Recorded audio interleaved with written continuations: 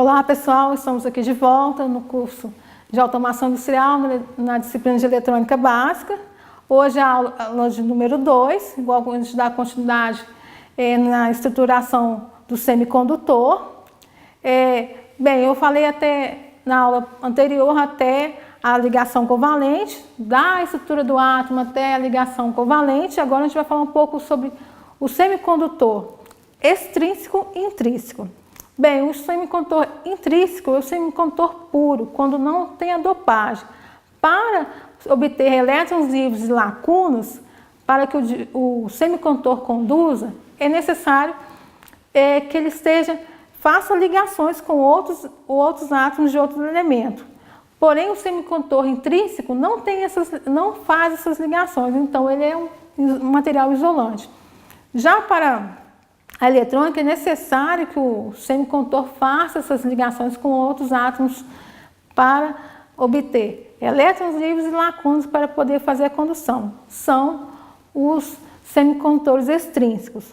Bem, nós temos dois tipos de dopagem, que é a adição de impurezas a esse semicondutor.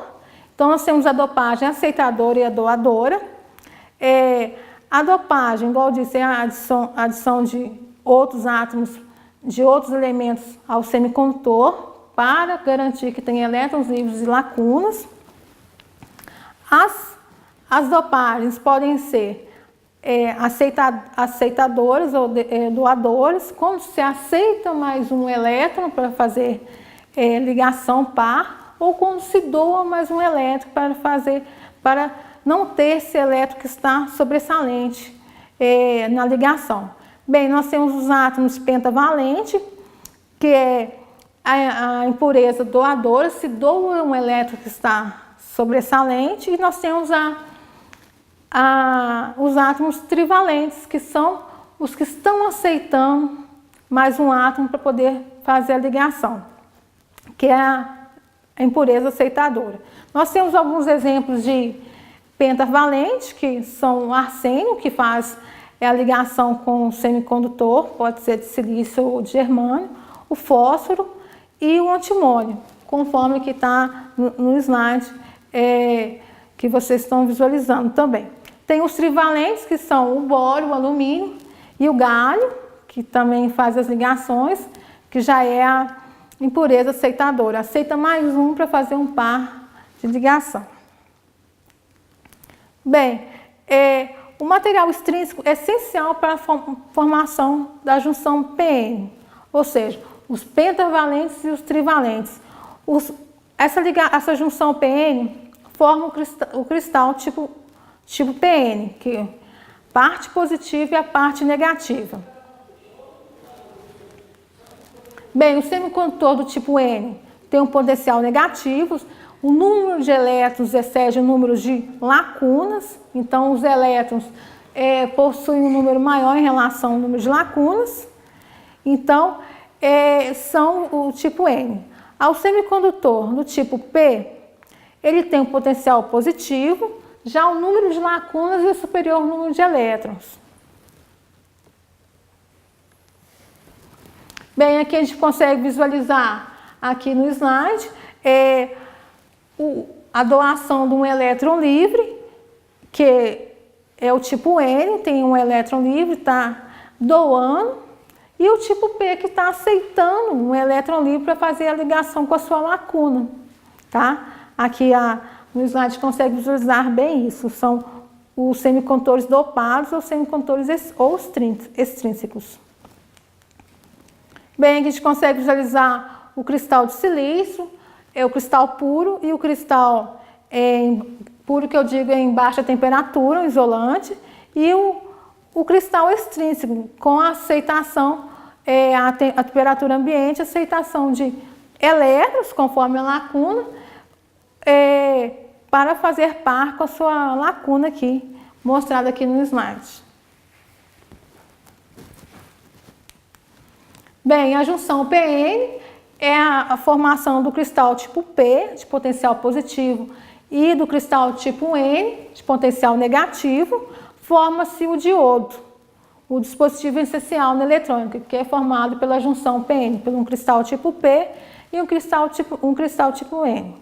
Bem, essa junção, vocês estão vendo que nós temos lacunas nas circunferências, e essas circunferências em preto são os elétrons. Como eu já disse anteriormente, o cristal tipo P tem potencial positivo e o cristal tipo N tem potencial negativo, essas polaridades opostas vão se atrair. E logo a gente vai ver a consequência dessa atração. Bem, o cristal tipo P são as lacunas e o cristal tipo N são os elétrons. Essa atração vai tender que as lacunas tendem a ir para onde estão os elétrons tendem a ir para onde estão as lacunas. Para formarem pares. Esses pares formados formam uma nova camada. Essa camada é chamada de camada de depressão. Essa camada que forma é uma recombinação entre elétrons e lacunas, conforme aqui a figura aqui no slide. Essa recombinação das lacunas, essa próxima figura está mais clara, mais nítida essa recombinação dessa atração entre lacunas e elétrons. Forma-se essa barreira de potencial que ajuda, vocês vão ver um pouco mais à frente, ajuda o diodo a conduzir. Bem, essa barreira de potencial é o quanto de tensão que o diodo precisa para conduzir. Logo, ele não se inicia a condução em zero, ele precisa de uma barreira de potencial. O diodo de silício é a implementação mais utilizada nos dispositivos eletrônicos, precisa de 0,7 volts, aproximadamente 0,7 volts. Na teoria é utilizado esse valor, mas é um valor pouco abaixo. E o germânio precisa de um valor de 0,3 volts, aproximadamente, para começar a conduzir.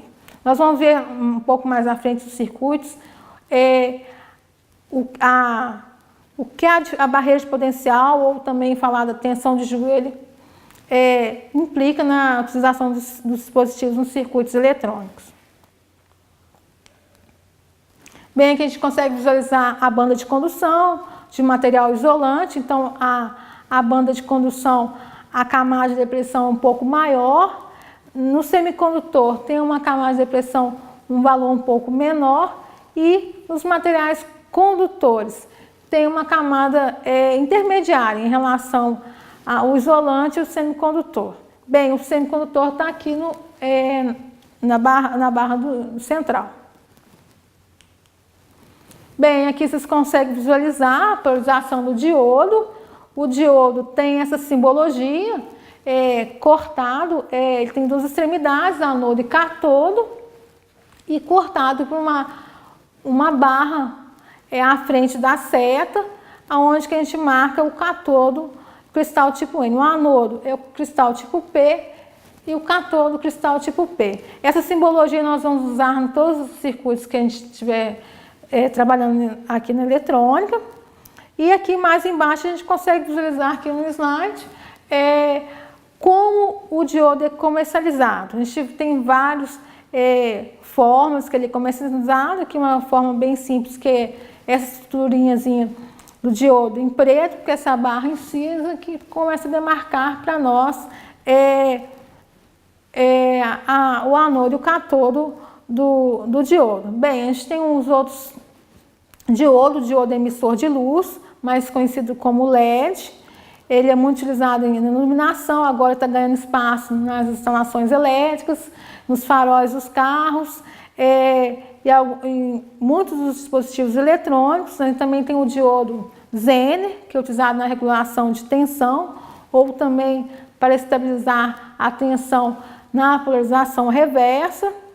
Mas a gente vai trabalhar, por enquanto, no diodo semicondutor simples, para a gente utilizar nos circuitos retificadores. Bem, o que é a polarização do diodo? Bem, eu ainda não falei um pouco sobre isso, mas eu vou explicar. O diodo, dentro de um circuito elétrico, funciona como uma chave. Ele, para conduzir, para ser uma chave fechada, precisa de um potencial, que é essa barreira de potencial, esse valor para conduzir. Aí ele fecha a chave e começa a conduzir. E também, para conduzir ele precisa de um potencial positivo no seu anodo e negativo no seu cátodo. Isso na polarização direta, que nós vamos ver nos próximos slides. Então, ele é uma chave. Para ele ser polarizado, ele precisa de algumas coisas em atenção. Ele tem dois tipos de polarização. Polarização direta, onde o positivo da fonte está chegando no seu anodo e o negativo no seu cátodo. E a polarização reversa, onde o negativo da fonte está chegando no seu anodo e o positivo da fonte no seu cátodo. Nós também falamos que a polarização reversa é uma polarização onde o diodo está em chave aberta, ou seja, não está conduzindo. Bem, esse slide agora, esse circuitinho que nós estamos vendo, é uma polarização direta, aonde vocês podem observar que a gente tem uma fonte, uma bateria. O mais dessa bateria está chegando no anodo do meu diodo e o menos dessa bateria está chegando no cátodo do meu diodo. Bem, aí sim, o diodo conduz com essa polarização, vencendo a barreira de potencial de 0,7 volts para silício, 0,3 volts para germânio, ele conduz como uma chave fechada. Esse é um circuito aqui, um circuito simples, com depolarização direta. Para resolver esses circuitos, esse circuitinho que estamos visualizando aqui, nós precisamos relembrar lá no circuito de eletricidade básica da lei de Ohm. A lei de Ohm está representada que tensão é igual a resistência vezes corrente, e alguns conceitos como circuito série, circuito paralelo, queda de tensão, divisor de corrente, para a gente conseguir resolver esses próximos circuitos utilizando o diodo. Bem, aqui eu trouxe uma revisão, né, no caso da lei de Ohm. A lei de Ohm, que tensão é igual a resistência vezes corrente, onde tensão é a tensão elétrica, é a força que impulsiona os elétricos, é dada em volts, onde I é a corrente elétrica. A corrente elétrica é o fluxo ordenado desses elétrons, é dada em ampere, e R é a resistência elétrica, que impede a passagem da corrente. Esses conceitos, para nós resolvermos os próximos circuitos, utilizando o diodo, são indispensáveis, como circuito série e circuito paralelo. São indispensáveis para nós resolvermos os próximos exercícios. Bem, aqui a gente tem um exercício, simples, onde a gente tem uma fonte de corrente contínua, um resistor e um diodo. Bem, esse circuito é um circuito simples, onde esse resistor ele é utilizado para limitar a corrente. Igual eu disse anteriormente, o resistor limita a passagem da corrente.